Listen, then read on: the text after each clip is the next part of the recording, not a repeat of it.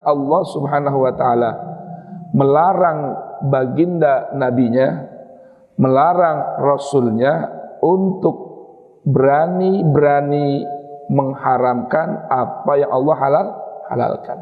Ucapan ini halal, ini haram, itu tidak boleh terlontar dari mulut baginda Rasul dan kita orang beriman, kecuali memang apa yang Allah Ta'ala halalkan dalam kitabnya dan apa yang Allah haramkan dalam kitabnya. Selebihnya tidak boleh.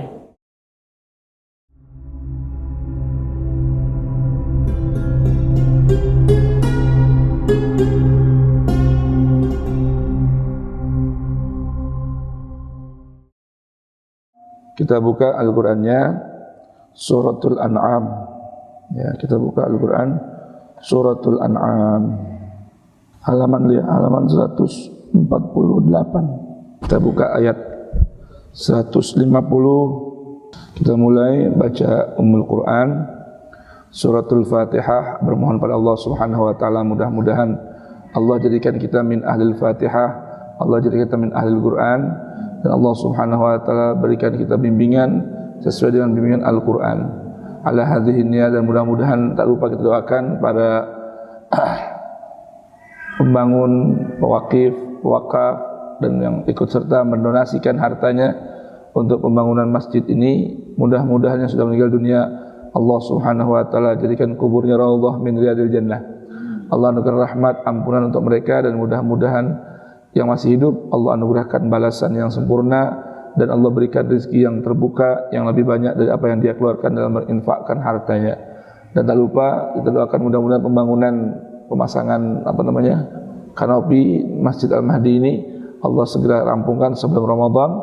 Allah bukakan rezeki yang banyak, yang luas, agar jamaah di bulan Ramadan dapat beribadah dengan lebih nyaman. Ala hadhihi wa kullu niyatin salihah. Al-Fatihah. A'udzu billahi as-sami'il 'alim minasy syaithanir rajim. Bismillahirrahmanirrahim. Alhamdulillahi rabbil alamin. Ar-Rahmanir Rahim. Maliki yaumiddin.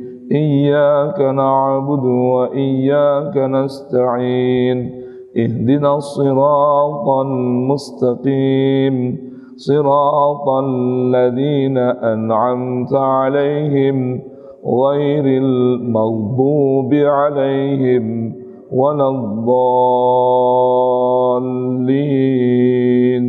رب اغفر لي ولوالدي وللمؤمنين آمين.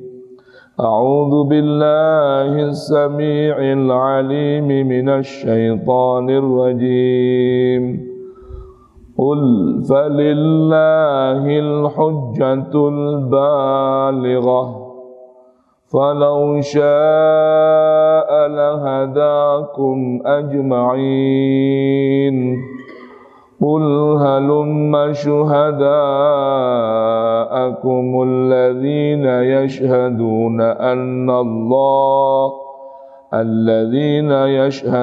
أن الله حرم هذا فإن شهدوا فلا تشهد معهم ولا تتبع أهواء الذين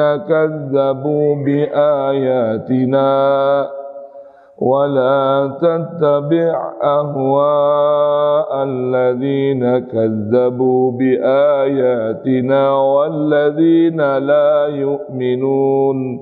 والذين لا يؤمنون بالآخرة وهم بربهم يعدلون.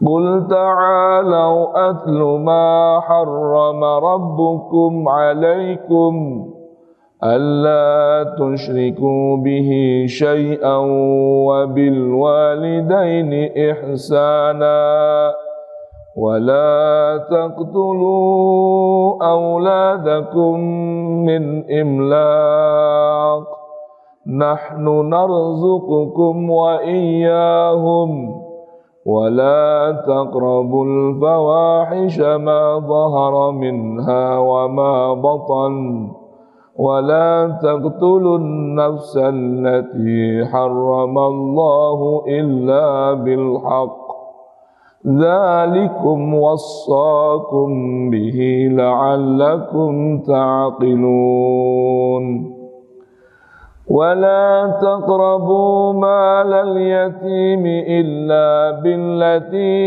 هي أحسن حتى يبلغ أشده وأوفوا الكيل والميزان بالقسط لا نكلف نفسا إلا وسعها وإذا قلتم فاعدلوا ولو كان ذا قربى وبعهد الله أوفوا ذلكم وصاكم به لعلكم تذكرون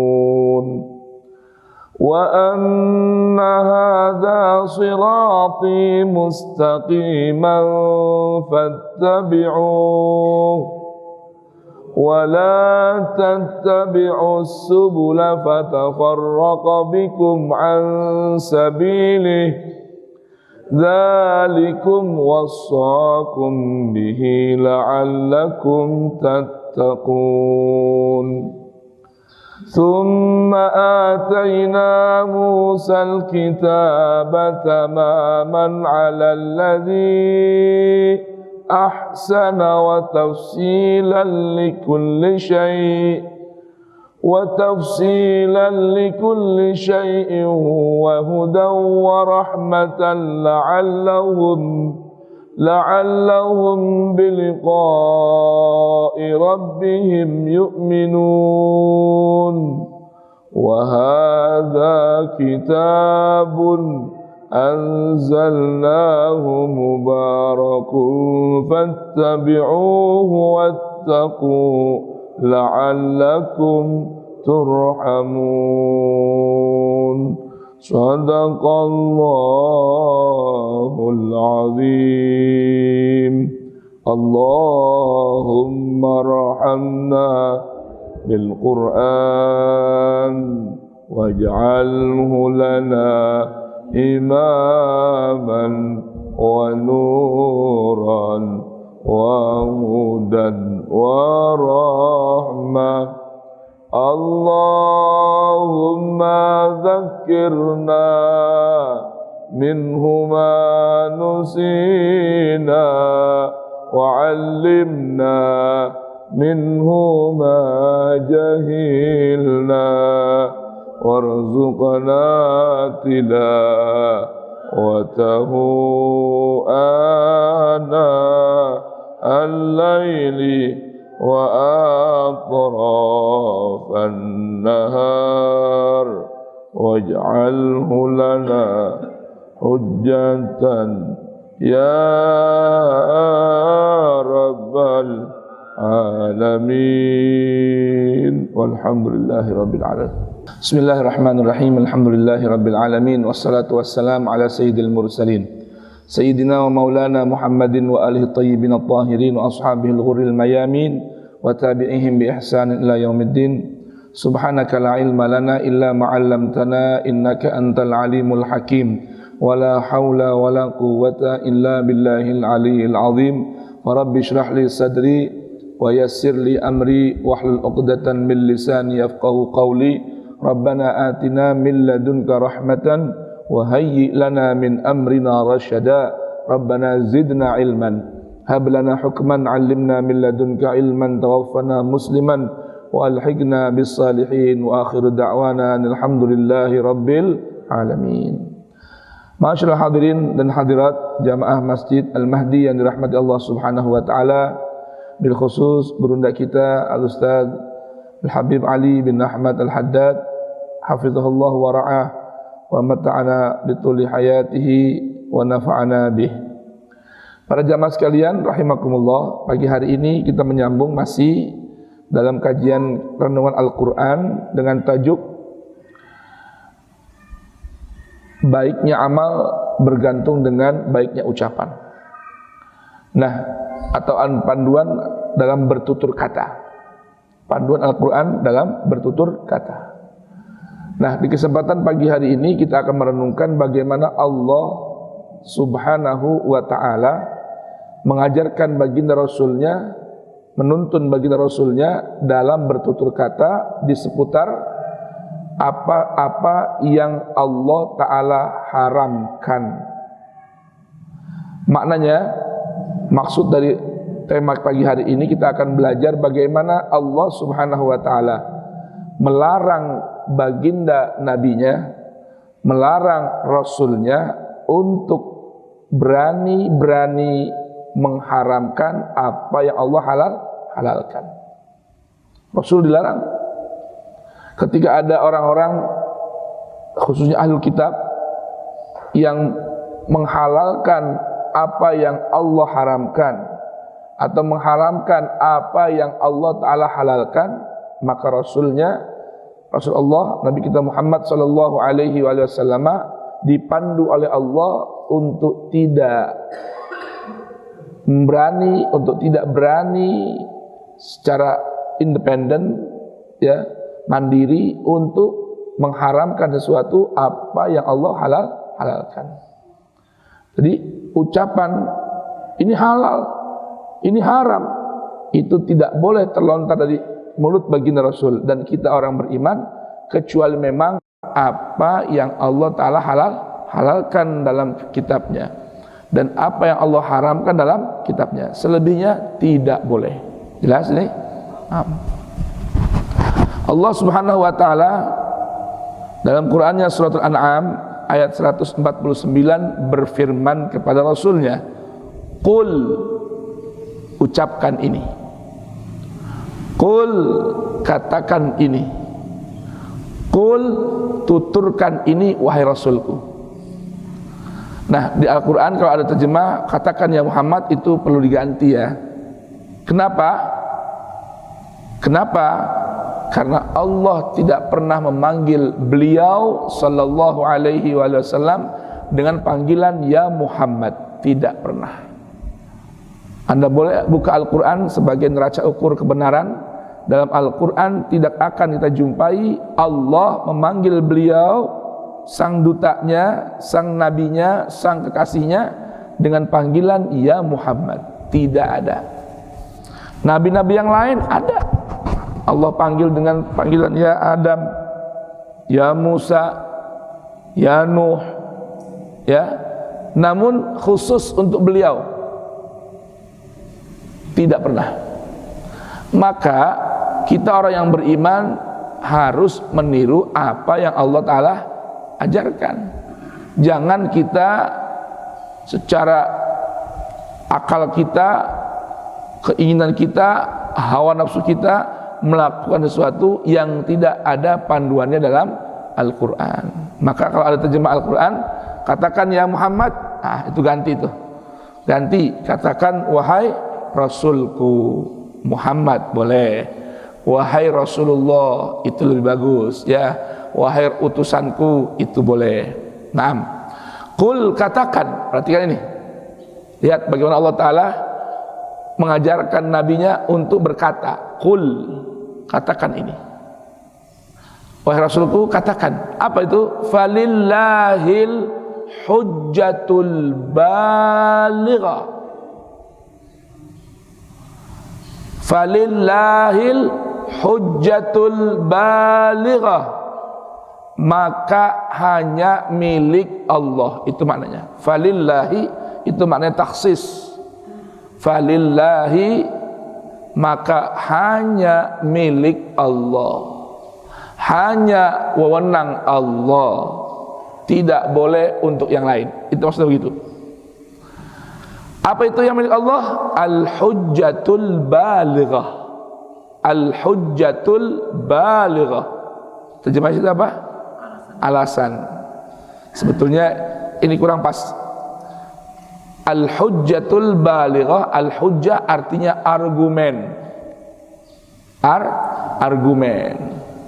Al-balighah yang kuat, Jadi hanya milik Allah, dasar, alasan, argumen yang kuat. Lebih pas maknanya argumen. Supaya kita jangan salah paham, dipikir alasan itu apa namanya? Keinginan untuk berpindah pada yang lain, kan begitu ya? Biasanya kan orang kalau tanya, ente kenapa begini? Dia beralasan. Untuk apa? Menghindar dari apa? Dari tuntutan, ya kan? Itu. Kenapa terlambat? Kenapa terlambat ya? Biar nggak dimarahin gimana nih? Biar nggak dihukum gimana nih? Nah, dia buat alasan. Sebetulnya bahasa alasan juga dipakai dalam bahasa Indonesia, cuman orang khawatir memahaminya alasan itu apa? Untuk menghindar. Gitu. Artinya al-hujjah itu argumen, ya, dasar yang tidak ada tandingnya. Al-hujjah al-balighah, yang sangat kuat. Jadi hujjah, argumen yang kuat itu hanya milik Allah. Yang lain boleh berargumen, yang lain boleh beralasan, tapi lihat, jangan sampai keluar dari argumen yang Allah sudah tetapkan. Nah, Al-Quran ini huwal hujjatullah al-balighah. Huwa hujjatullah al-balighah. Al-Quran merupakan argumennya Allah yang paling kuat. Sedikit saya ingin kasih kaidah kebahasaan. Sebetulnya Allah bisa berfirman, Qul fal hujjatul balighatu lillah. Bisa. Argumen yang kuat itu milik Allah, itu bisa. Namun ketika Allah gunakan kata falillah di depan al-hujjah, maknanya ini menunjukkan satu-satunya dan khusus, yang lain nggak punya. Ngerti gak nih? Seperti kalau kita baca Al-Quran surah Al-Fatihah, Iyyaka na'budu wa iyyaka nasta'in. Dibaca na'budu iyyaka wa nasta'inu iyyaka. Dalam bahasa Arab boleh, cuma beda ketika iyyaka diletakkan di depan, maka menunjukkan satu-satunya, takhsis wal hasr. Wa iyyaka nasta'in. Ya, itu maksudnya begitu. Jelas ini? Assalamualaikum. Jelas ya? Nah, sedikit pada kebahasaan. Namanya ngaji, ya enggak? Ya kan? Ngaji bener kan? Bukan jiping kan? Ya, balik.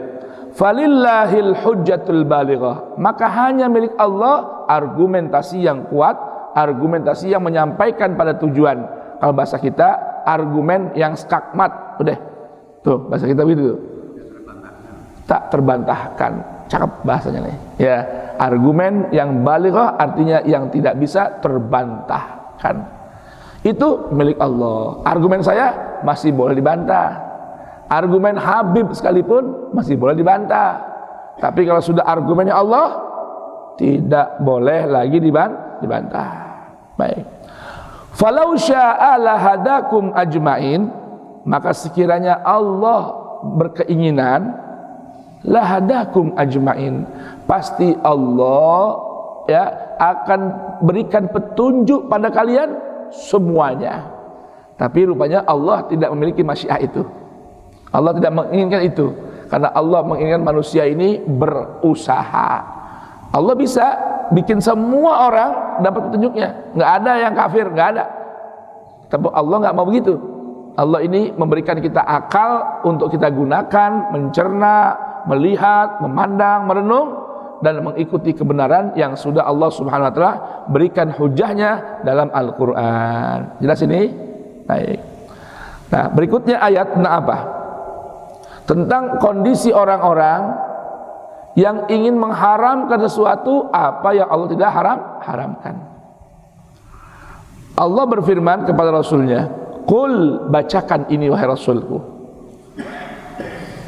sampaikan ini wahai Rasulku, katakan ini pada orang-orang wahai Rasulku, halumma syuhada'akum, ayo kumpulin, panggil dan kumpulin syuhada'akum, saksi-saksi kalian, 1000 saksi pun boleh, panggil semua, kumpulin semua. Yang bagaimana?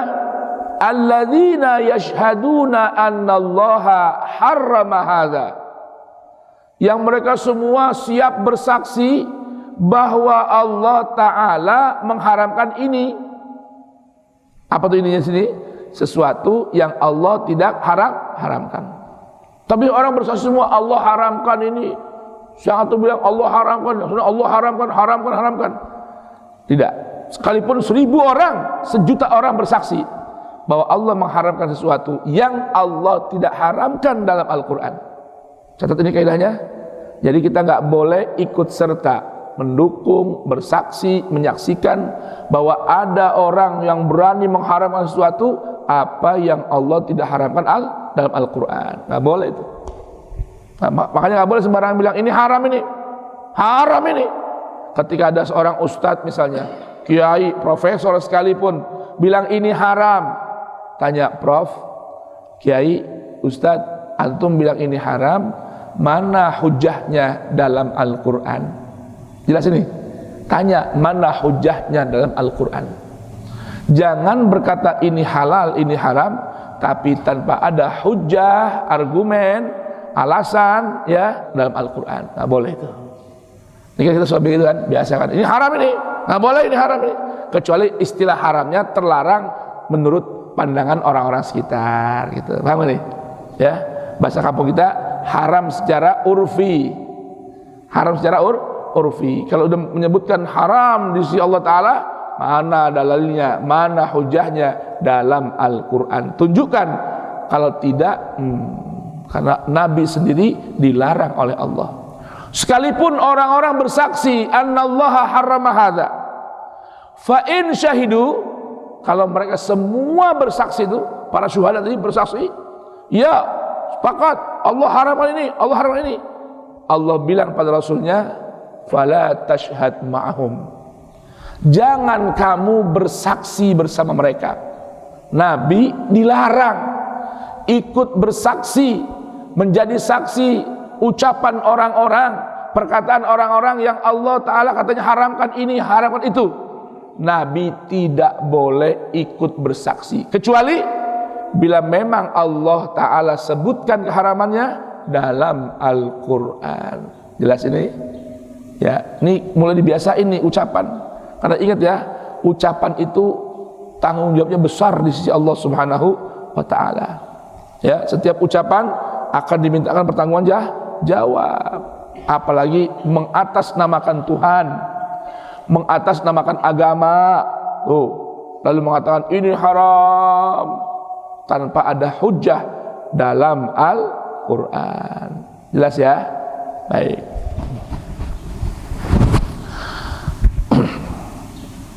Wala tattabi' ahwa'ahum, jangan dirimu wahai Rasul ikut-ikutan atau mengikuti, mematuhi ahwa alladzina kadzabu bi ayatina.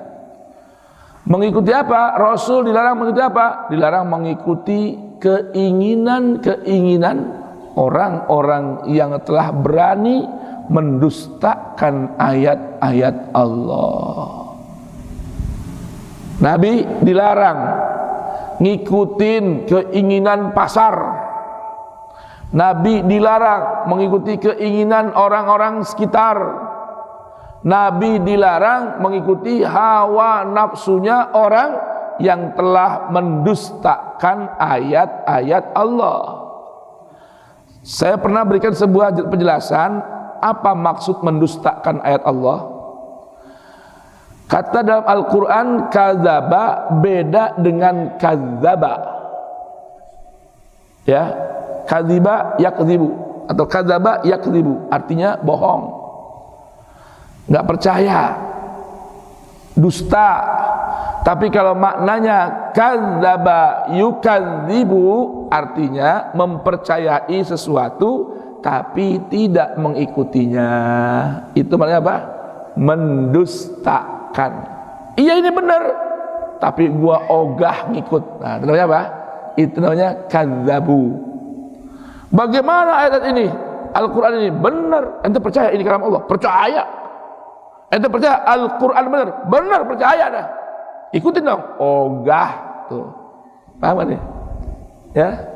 Jadi kata-kata kadzabu bi ayatina bisa berlaku untuk orang yang kafir, yang mengingkari kebenaran Al-Quran, juga bisa berlaku buat kita umat Islam yang mempercayai Al-Quran merupakan kebenaran yang datang dari Tuhan, tapi tidak mau mengikuti panduannya. Itu maknanya mendustakan ayat-ayat Allah. Jelas nih?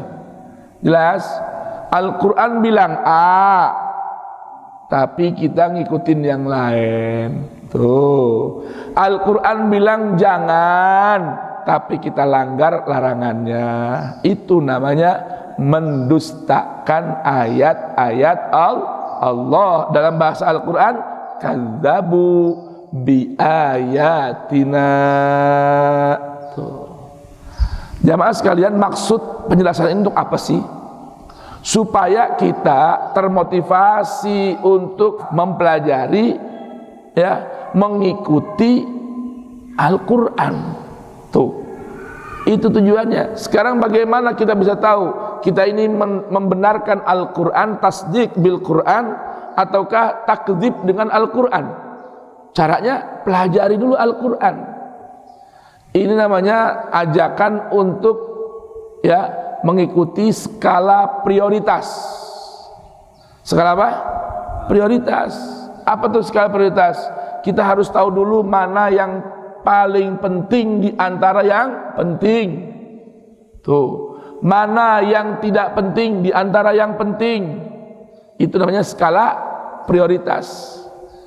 Nah, skala prioritas bagi orang beriman itu bagaimana setiap orang beriman dapat membaca Al-Quran, mempelajari Al-Quran, memahami Al-Quran, menghayati Al-Quran, dan mengikuti panduan-panduan Al-Quran.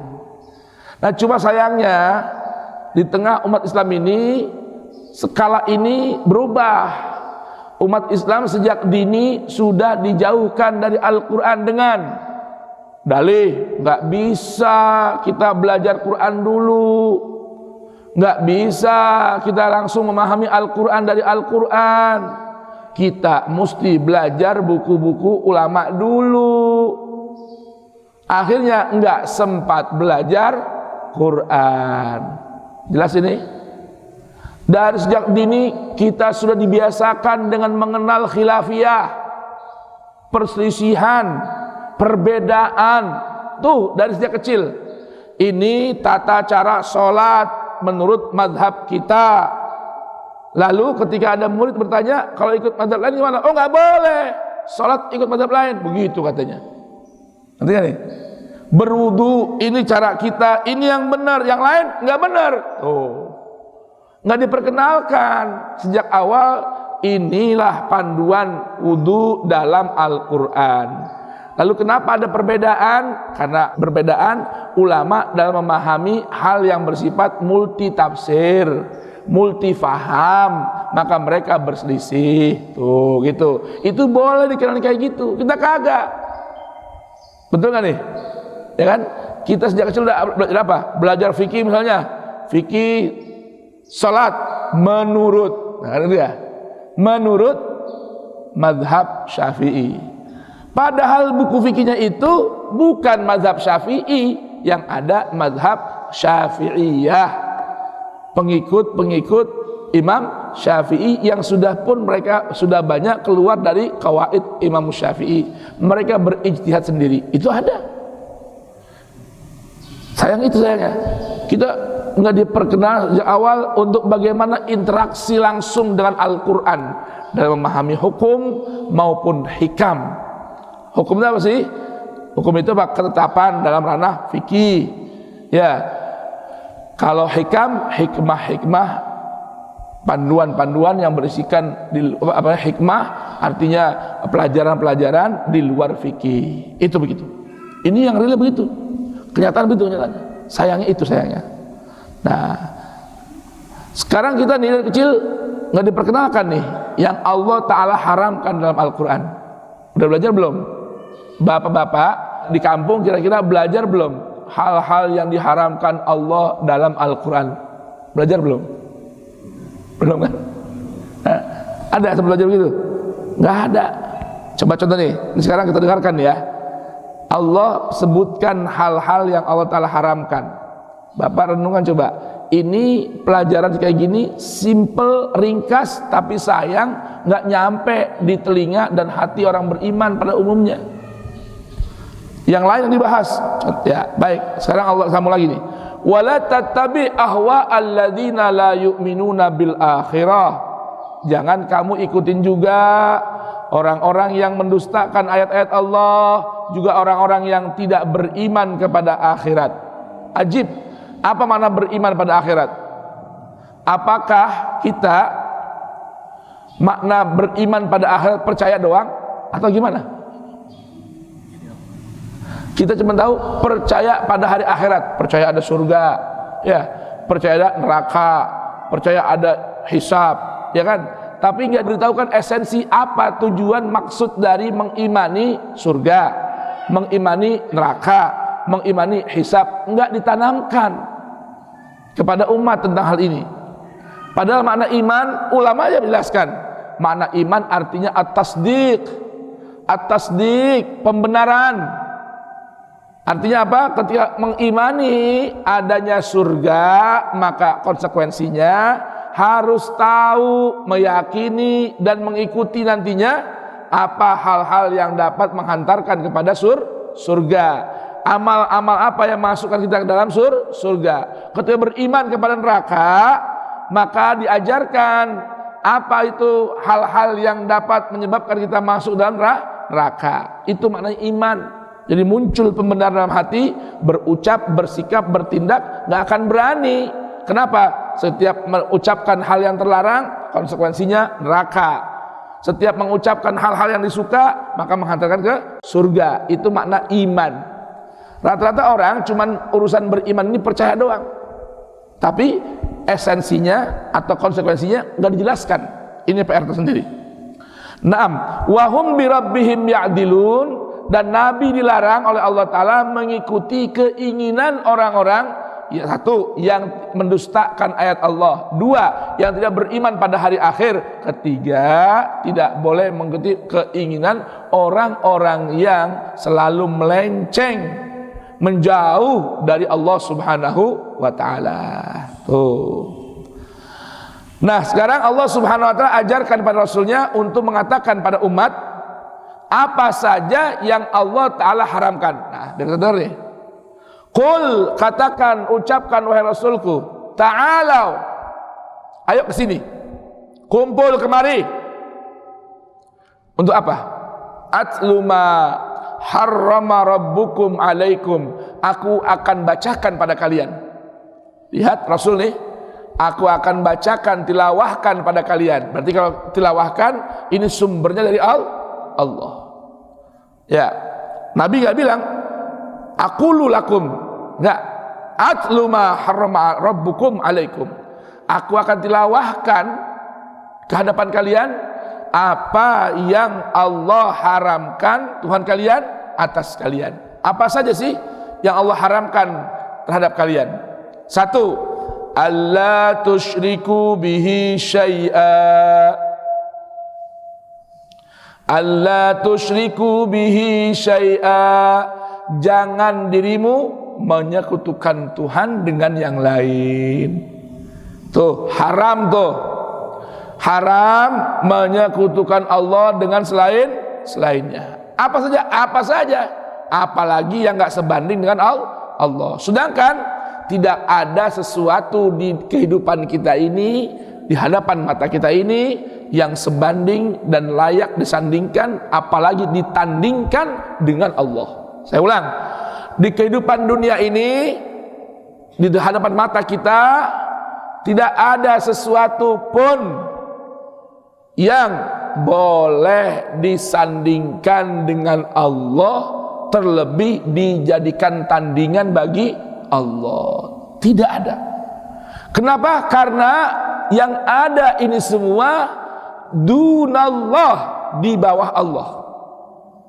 Dunallah, di bawah Allah.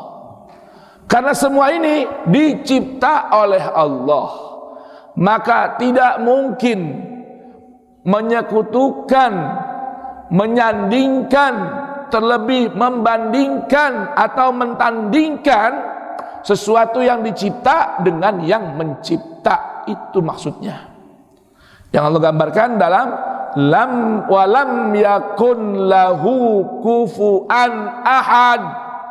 Tidak ada sesuatu apapun yang bisa bersekufu dengan Allah Jalla Jalaluh. Tidak ada tuh. Makanya bagaimana bisa? Inilah yang dilarang oleh Allah. Haram ada orang menyekutukan Allah dengan selainnya. Dalam hal apa? Dalam segala hal. Dalam zatnya, dalam sifatnya, dalam af'alnya. Tidak ada yang bisa disandingkan, ditandingkan, dibandingkan dengan Allah Jalla Jalaluh. Termasuk tidak boleh menyekutukan Allah dalam akwalnya. Tema kita kan urusan ucapan kan? Tidak boleh menyekutukan Allah dalam ucapannya. Kira-kira jelas maksudnya? Assalamualaikum. Kira-kira paham gak maksud dari tidak boleh menyekutukan Allah dalam ucapannya? Apa maksudnya? Tidak boleh ada sesuatu dari ucapan yang terucap lalu kita sandingkan, kita bandingkan, apalagi tandingkan dengan Al-Quran. Tidak ada. Jelas ini jemaah. Lalu bagaimana dengan ucapan Rasulullah Sallallahu Alaihi Wasallam atau hadisnya itu? Boleh nggak disandingkan dengan Al-Quran? Boleh nggak dibandingkan dengan Al-Quran? Boleh tidak disejajarkan dengan Al-Quran? Hasya wa kalla. Tidak boleh. Karena itu bahagian dari menyekutukan Allah dalam ucapan Allah. Tadi kita paham kan bahwa tidak boleh orang menyekutukan Allah dalam zatnya, sifatnya, af'alnya, perbuatannya, dan juga tidak boleh menyekutukan Allah dalam akwal atau ucapannya. Jelas ini? Ini makna alla tusyriku bihi syai'a. Berikutnya yang diharamkan oleh Allah apalagi? Durhaka kepada orang tua. Karena yang diperintahkan wabil walidaini ihsana, maka tidak boleh bil walidaini isaa. Tidak boleh. Itu yang haram. Kenapa? Karena yang Allah halalkan dan perintahkan adalah ihsan kepada al-walidain. Kepada al-walidain, kedua orang tua, ayah dan bunda, ayah dan ibu, bapak dan ibu, abi dan umi, yang menjadi sebab wiladahnya kita, lahirnya kita ke dunia ini. Ya, maka kita diharamkan untuk mengganggu mereka dan diperintahkan, diwasiatkan untuk berbuat ihsan pada mereka. Sedikit saya ulang definisi ihsan. Ihsan itu maknanya membalas perbuatan buruk dengan kebaikan. Ada orang berkata buruk sama kita, dasar lo. Ada orang nyakitin kita dengan ucapannya. Ada orang ganggu kita dengan perbuatannya. Boleh gak kita balas? Silahkan. Itu hak orang membalas dengan yang sama. Wa jazaa'u sayyi'atin sayyi'atun mithluha. Yang penting pastikan serupa dan sama. Jangan lebih, kurang apa-apa ya. Ada orang misalnya nih dengan ucapannya bilang, ente tuh ya hewan berkaki 4 dan hewan berkaki 2, ya kan? Misalnya gitu, dasar lu tuh kaki 4, hewan kaki 2. Boleh nggak kita balas dengan hal yang sama? Boleh. Tapi kalau perintah ihsana, balas dengan kebaikan. Tuh. Ada orang maki-maki kita, satu kebun binatang keluar semua. Satu empang comberan keluar semua. Oh, ya. Kau bakar tahu? Ya, apa aja situ ada keluar semua tuh. Nah, perintah Allah, kalau hukum boleh balas hal yang sama. Tapi kalau perintah Allah, bagi dia kebaikan sebagai balasan atas ucapan buruknya. Udah habis semua. Sekebun binatang keluar semua buat kita. Lu tuh monyet, kucing, semua keluar. Ya. Lu tuh empang, kobakan, semua keluar. Udah habis. Ini buat ente. Semoga ente diberikan rahmat Allah Ta'ala, diberikan kebaikan. Kasih fulus 100.000. Nah, itu namanya apa? Ihsan. Yang kedua, membalas kebaikan orang lain dengan kebaikan yang lebih dari yang kita terima dari orang lain. Itu namanya ihsan. Lalu bagaimana ihsan dengan orang tua kita? Itu. Maka Allah larang kita ini, Allah haramkan kita nyakitin atau berbuat isaah terhadap kedua orang tua. Bagaimanapun. Kenapa? Karena Allah telah memilih mereka menjadi sebab lahirnya kita ke dunia untuk beramal soleh kepada Allah. Jelas ini? Jelas? Baik. Berikutnya, apalagi yang Allah haramkan? 3. Wala taqtulu auladakum min imlaq. Jangan bunuh anak-anak kalian min imlakin, dari karena takut kelaparan. Diaborsi anaknya nggak boleh, dipendem anaknya nggak boleh. Ya Allah, udah hidup susah, saya brojol melulu ya. Hidup udah susah, brojol mulu. Begitu brojol, bunuh. Begitu brojol, matiin. Haram, tidak boleh. Jelas? Karena yang berhak menghidupkan adalah Allah, yang berhak menentukan waktu mati adalah Allah. Baik, itu. Nah, ada sekarang qiraah mu'asharah, pemahaman baru dari makna wala taqtulu auladakum min imlaq. Adalah maknanya jangan membunuh potensi dan karakter anak. Jelas nih? Ini ada pemahaman baru tentang arti jangan membunuh.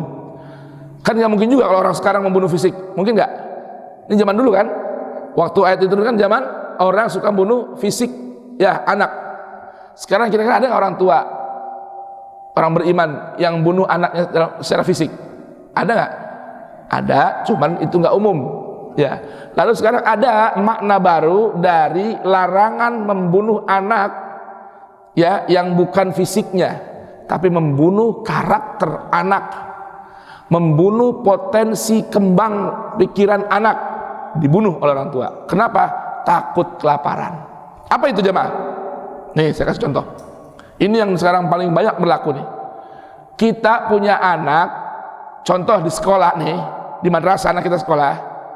Kalau nilai Al-Qur'annya, akidah akhlaknya, agamanya, ya 5, jebot atau 5? Jebot gak? Jebot. Kita biasa aja. Tapi kalau nilai matematikanya, nilai bahasa Inggrisnya, nilai IPA-nya kagak 9, waduh, marahnya bukan main orang tua. Ada nggak begitu?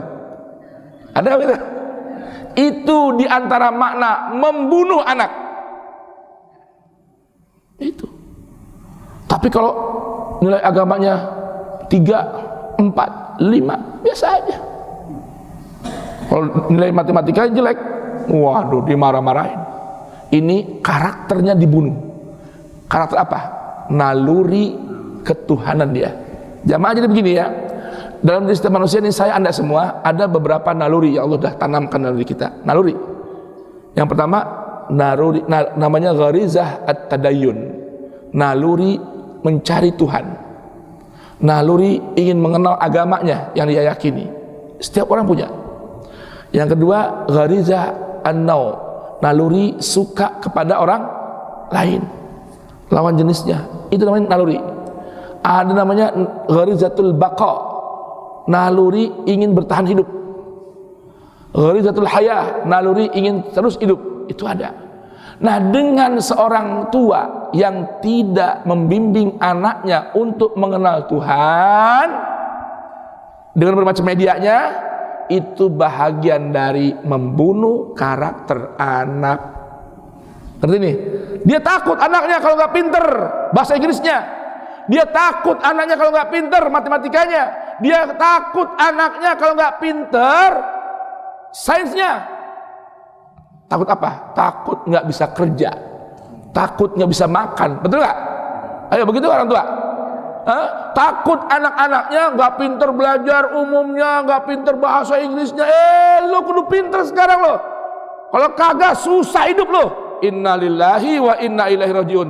Tapi urusan iman, urusan akhlak, urusan Tuhan, agama, dia nggak pinter, biasa aja. Ntar juga gede dia ngerti agama, begitu katanya. Innalillahi wa inna ilaihi rajiun. Itu namanya termasuk dari ini. Wala taqtulu auladakum min imlaq. Perhatikan ini. Allah katakan nahnu narzuqukum wa iyyahum. Kata Allah, kami yang akan berikan rezeki buat kalian dan juga buat anak-anak kalian. Allah yang berikan rezekinya. Ngapa jadi begitu kata Allah? Lu bunuh anak-anak lu fisiknya, kalian bunuh karakter anakmu, kalian bunuh naluri keimanan anakmu hanya karena takut makan, takut nggak dapat rezeki. Allah jaminkan nahnu narzuqukum wa iyyahum. Kami Allah yang akan berikan rezeki buat kalian, begitupun buat anak-anak kalian. Jamaah coba buka Al-Quran, coba buka Al-Qurannya surah Toha, coba buka Quran surah Toha ayat 123, coba. Wa'mur ahlaka bis-salati wastabir 'alaiha la nas'aluka rizqan nahnu narzuquk wal 'aqibatu littaqwa. Halaman 321. Sudah ketemu? Wa'mur ahlaka bis-salati wastabir 'alaiha la nas'aluka rizqan nahnu narzuquk wal 'aqibatu littaqwa. Apa kata Allah? Wa'mur, dan perintahkan olehmu Rasulku. Siapa yang perlu diperintahkan? Ahlaka, keluargamu, istri dan anak-anakmu. Apa yang Allah suruh perintahkan? Bis-salati, bis-salati, perintahkan keluarga, anak, istri, jaga urusan salat. Tuh, lihat. Kenapa? Karena salat itu media harmonisasi, media rajut kemesraan kita dengan Allah Jalla Jalaluh. Itu salat. Wa'mur ahlaka bis-salati. Ini yang pertama. Yang kedua, wastabir 'alaiha, dan suruh sabar-sabar, kuat-kuatin sabar, ekstra sabar dalam hal salat. Jamaah dengerin nih, perhatikan Allah berfirman ini. Dalam Al-Quran, kata sabar itu menggunakan 3 huruf sabara, sod, ba, dan ro, isbir. Tapi kalau sudah ada tambahan huruf ta, wastabir, maka artinya bukan sekedar sabar, tapi berekstra sabar, ekstra dalam bersabar. Itu namanya wastabir. Coba tuh perhatikan ini. Allah katakan perintahkan keluarga, istri dan anak, begitupun suami bagi wanita, untuk hubungan dengan Allah selalu bagus melalui apa? Salat. Wastabir, dan suruh sabar ekstra dalam urusan salat. Lagi enak-enak tidur, bangunin sebelum subuh. Bukan bangunin setelah adzan subuh. Jadi ada kesalahannya orang tua, dia bangun di akhir malam, sholat tahajud, lalu pas udah subuh 5:30 baru bangunin anak-anak. Salah ini. Bangunin mereka sebelum subuh untuk sholat malam dan persiapan sholat subuh. Aduh kasihan. Sekali 2 kali mah boleh, kalau tiap hari kasihan. Saya juga capek banguninnya. Anak juga kasihan, besok lagi mau ujian. Tadi malam belajar sampai tengah malam. Wastabir alaiha. Suruh ekstra sabar untuk urusan sholat. Siang anak sekolah telepon, Neng, udah sholat zuhur belum Neng? Alhamdulillah udah Mbak. Udah Umi. Neng, udah sholat asar belum nih? Udah jam 3:30 atau jam 4 nih. Kok belum nyampe rumah? Lagi ngapain? Lagi belajar bersama teman mama. Iya. Udah sholat asar belum? Belum. Sholat dulu. Capek ngingetin anak kayak gini. Wastabir alaiha. Si anak suruh sabar, orang tua juga ekstra sabar. Jelas ini? Ini Al-Quran. Penting banget ini.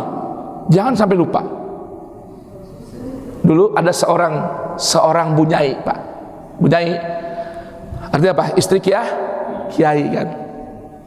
Datang ke tempat guru saya di Mekah, Said Muhammad bin Alwi bin Abbas Al-Maliki. Ya. Dia ngaduin apa? Ngaduin, ngeluhin punya anak susah dibangunin sholat, khususnya sholat malam. Padahal anak kiai. Bagaimana Bu ya? Udah gede nih anaknya. Apa dibiarin aja? Kalau udah gede, saya udah ngajar dari kecil, udah biasa dari kecil. Makin gede makin susah. Apa kata Said Muhammad bin Ali Al-Maliki? Ana mau tanya sama kamu. Kalau rumah kamu tengah malam kebakaran, rumah kita nih tengah malam apa? Kebakaran.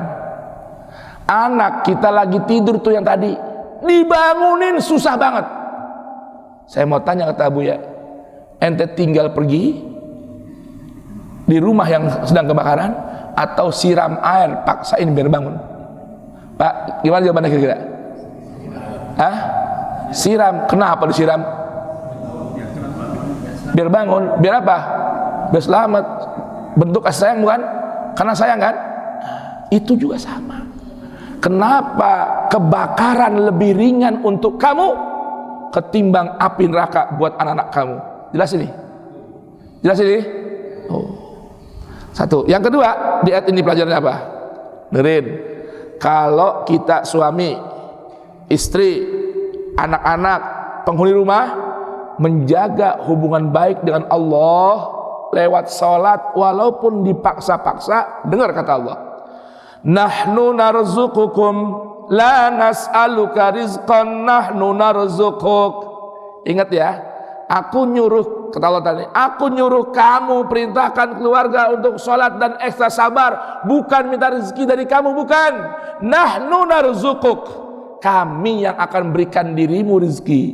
Pelajarannya apa ya? Pesannya apa ya? Yang terkandung dalam ayat ini Pak, kalau istri, suami, anak, penghuni rumah bagus sholatnya, sabar dalam ibadah sholatnya, Allah bukakan pintu rezeki yang luas buat penghuni rumah. Jelas ini. Jadi kalau pengen rumah kita nih rezekinya bagus, usaha kita bagus, perhatikan sholat. Perhatikan sholat. Bukan kita doang sih pengusahanya. Sholatnya istri kita, sholatnya anak-anak kita, sholatnya penghuni rumah kita. Jelas ini? Baik. Terakhir nih kita kembali lagi ke mana? Ke Quran surah Al-An'am halaman 148 ayat 151. Baik. Berikutnya apa lagi Allah haramkan? Wala taqrabul fawahisha ma dhahara minha wa ma batan. Jangan kau deket-deketin perkara fawahish. Apa tuh fawahish? Fawahish itu jamaknya fahisyah. Apa itu fahisyah?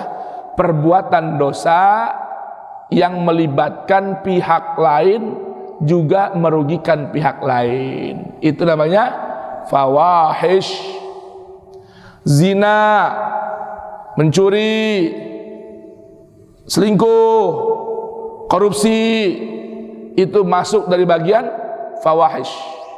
Perbuatan dosa yang tidak hanya menimpa pelakunya, tapi melibatkan orang lain, berefek buruk kepada orang lain. Itu namanya fawahish.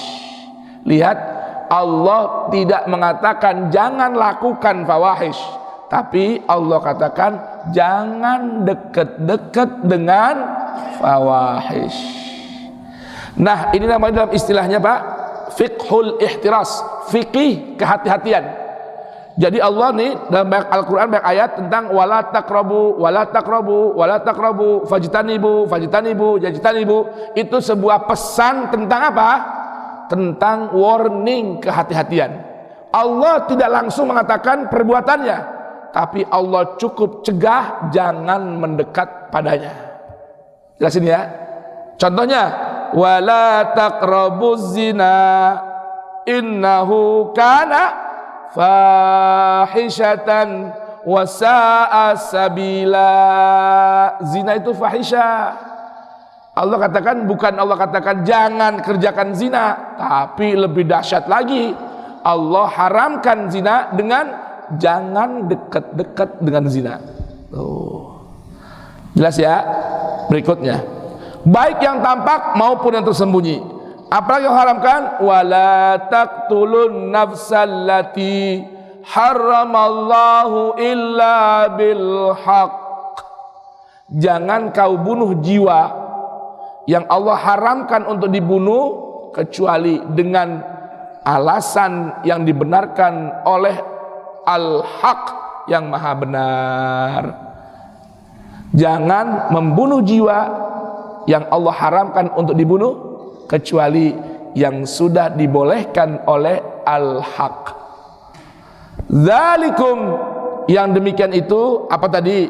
1, adamu syirki, 2, adamul uquq, 3, qatlul aulad min imlak, 4, al-qurbu ilal fawahish, yang kelima al-qatlun nafsi. Itu 5 perkara yang wassakum bihi, yang betul-betul Allah pesankan untuk apa? Kalian tinggalkan, la'allakum taqilun, agar kalian mampu berfikir, mampu berakal dengan baik. Berikutnya kita sambung pada bulan yang lainnya, insya Allah. Wallahul muwaffiq ila aqwamit thoriq. Wassalamualaikum warahmatullahi wabarakatuh.